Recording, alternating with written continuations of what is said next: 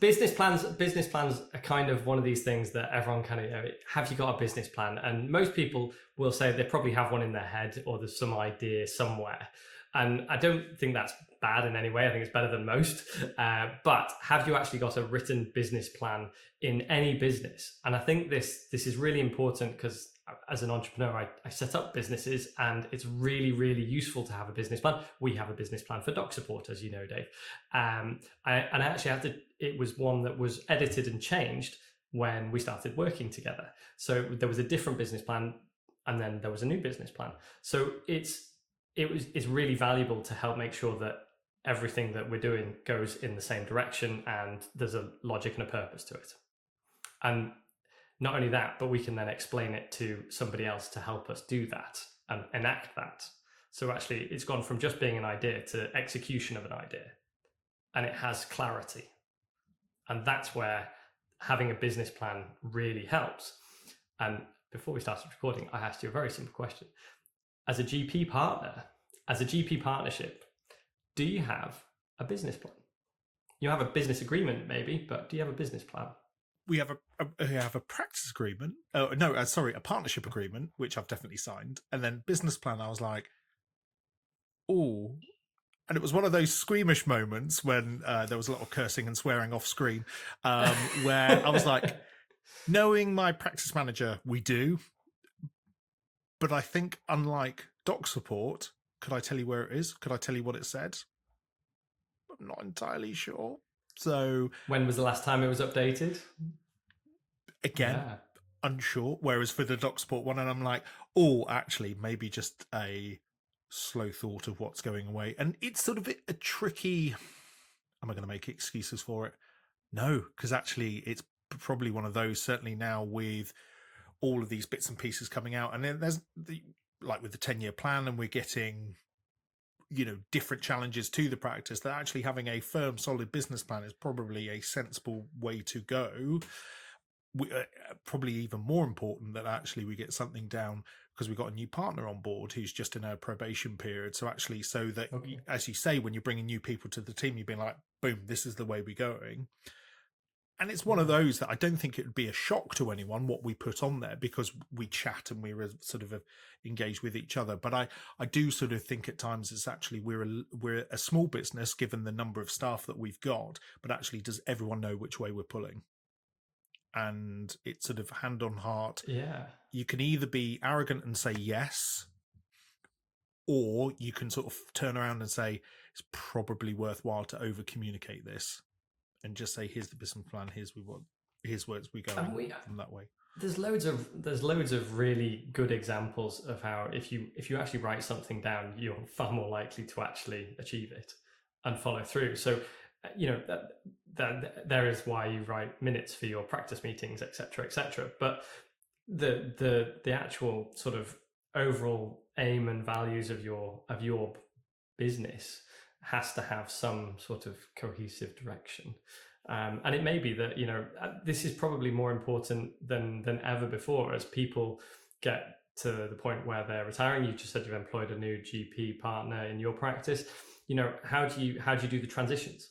So unless you have planned for them, that can be part of a business plan. In the next 2 to 5 years, A, B, and C things are likely to happen. We need to prepare for those things happening. On the eventuality they might, you've got the 10-year plan, which is bringing in loads of different changes, potentially. Hopefully some good, some not good.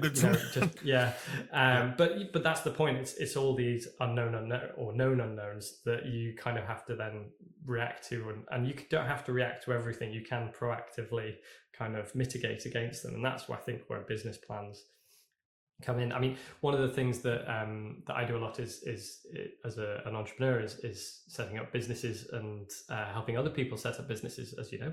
And actually, one of the first things we talk about is in any discussion is right, what's your business plan? Have you got one? And usually it's in their head, and it's just about kind of teasing that out and getting it on a paper. Because once you write it down, it becomes more clear what the problems are, or where the glaring holes are, and then you can patch them before you actually fall into them relatively quickly, and usually costly.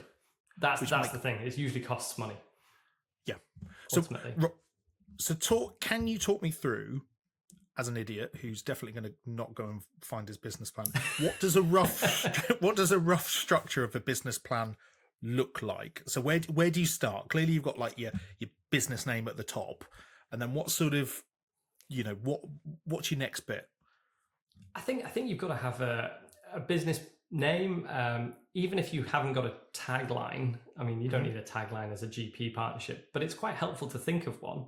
I see that you've held up our doc support mug at just the right time, and you can see that there is a tagline, right? It just helps to kind of focus the person who's looking at that business to kind of know what that business maybe does.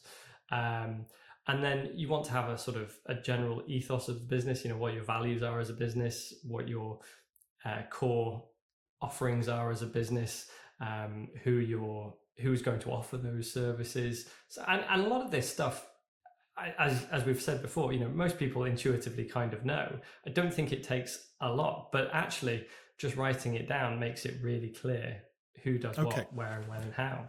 And then you can then talk about the financials and various other bits and pieces. So part of it might be, say, discussing how you add on an additional service. And actually, does that align with where your practice is? Do you have the person to actually do that service? If you don't, who do you need to get? What are the financial implications to your service? You could look at this from weight loss management. You could look at it from anything, providing care home cover, whatever it is that you want. But that process still has to go through. And actually, if you had it in your business plan that this is something that you're going to do for the long term, and that you can map out how this is going to work in terms of who does it, how it runs, how cost effective it is, whether or not it's valuable for the practice in more than just one way or not, all these kind of things actually become really important. So actually it makes, when you get suddenly asked, we're building a care home in your designated area that your patch covers, and you're being asked by the health board, are you going to take X number of patients? Well, if you've already got a business plan that says you can or can't take it, you can answer that question really quickly. If you have to then take it, you can mitigate against how you actually manage to provide that service. So it makes all those decisions much easier to make because you've already kind of got a plan. Yeah, makes sense. And as you say, I think follow through. And I think what's interesting, and sort of like even just going back to the beginning of the business plan of having the name, sort of like the second tagline is like, does it fit with, and actually sort of like a business ethos of like, does it fit one of this? And so that your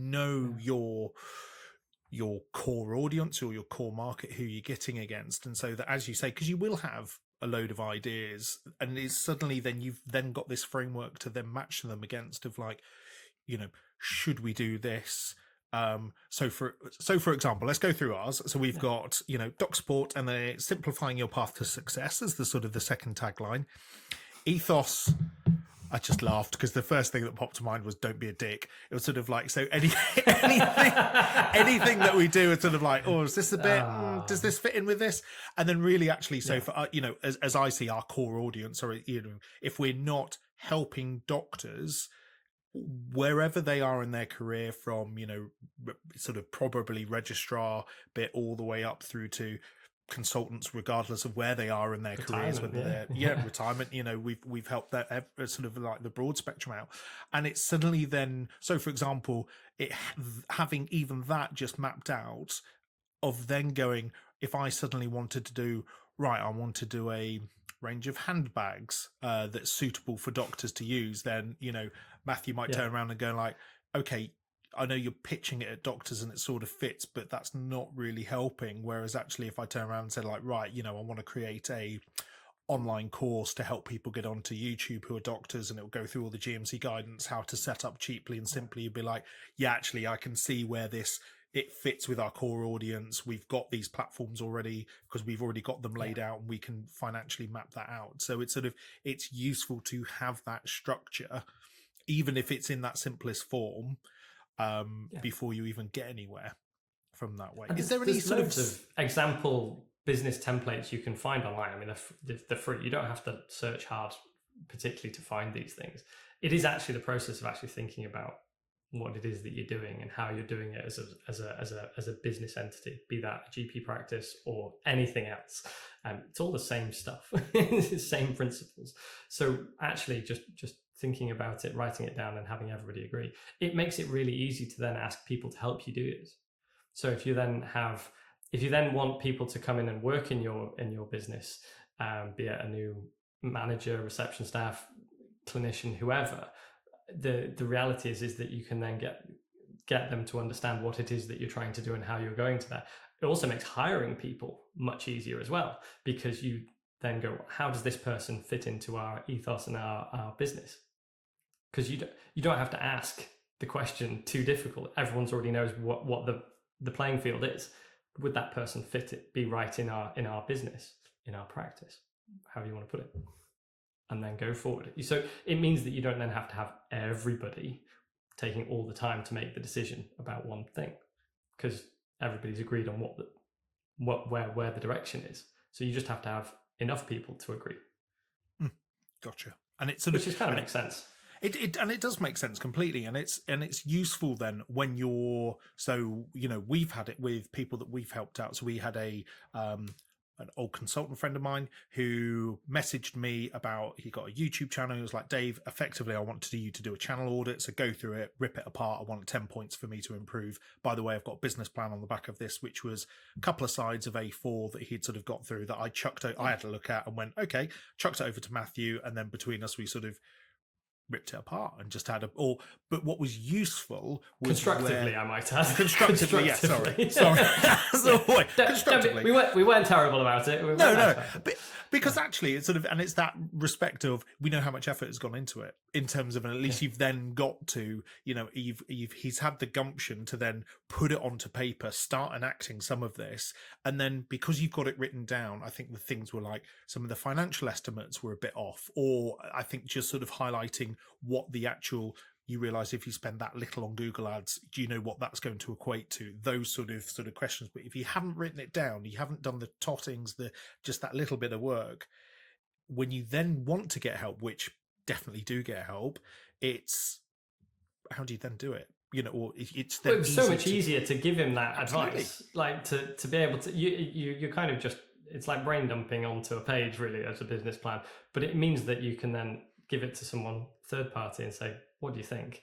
And they'll see things that you haven't necessarily seen. And this is a process that I'm literally going through right now with Colin, as you know, and we are times.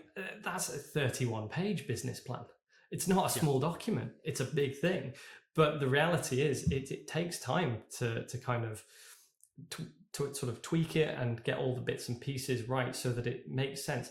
And the real value of that is that not only can we use it to know where we're all going in that business, but actually we can take that to an investor, and we can take it to somebody, and we can ask them to, and then help us do that business more effectively. And that is the key. We will talk about what we're doing at a later date when we're doing it. But stay tuned. I'm very excited about that. Please subscribe. We will update you. So. Yeah, we will tell you. But the reality is that unless you can write it down, nobody can understand what you're doing, and therefore nobody can invest in it. So that's slightly different to being a GP partner, I appreciate. But the principles are there. It's still the same idea. You've got to tell people where you're going and what you're doing and how you're going to get there. That's what business plan's value is. And if you do it right at the start, it's really easy to just tweak it and edit it as you go along, as things change, which inevitably they do. But you've got a basic starting point where everyone can move forward from, rather than just, I think we're here, I think we're there. And we've all been in meetings like that where so-and-so says which is like what so-and-so says something else. And you're like, come on guys, we're on the same team here, but what's where are we pulling? Where are we pulling? Which way? So I can think of numerous times, working with consultants in the hospital, and you'd go on a ward round and you'd do one thing because it was one consultant's patient, and completely the opposite thing because it was another consultant. Same clinical problem, same management, same post-op management, whatever. And we've all done that. We've all done that. Yeah, because I don't think. That's when business plans would be really helpful, because people can't make mistakes. No, it's easy to make mistakes when you're doing two different things all the time. And you've got this consensus of opinion as like, for X problem we do Y, and we appreciate there might be a couple of other options, but we have chosen as a group to do this problem, and then it just saves brain power as well. So you're not having, because clearly you would have felt anxious. You're like, right, we've got consultant A's patient now, we do this for this thing and this for this thing, and you've got some poor stressed out junior doctor who's never met them going like, well, why are we doing this way, which is a legitimate question. They get shouted at by the consultant because they've done it wrong where it's not wrong at all. So no, I think that's it's a very very sort of specific problem, but it's the same sort of bit. So get your business plan. I'm sure we can find some links. We'll shove some below just as an example one. Yeah, I'm sure we'll cobble something to it. I mean, I don't think you need to work that hard. I think if you just type in example business plan into Google, you can find many different ones. I mean, depends on what kind of business. You might have a specific thing that you need to describe in certain niches of businesses. But yeah, as a general rule, you can find one very quickly. Very fun and good luck. And then show them to Matthew, and he'll be nice. You will be nice, won't you? Of course, and helpful. And not only nice, but helpful. Helpful as well. So make sure you email Matthew at docsupport.co.uk saying, Matthew, can we have a chat about my business plan? Here you go. Here's attached. Take it from there. Yeah. Don't send it to Dave. Don't send it. He can He's looking for his own.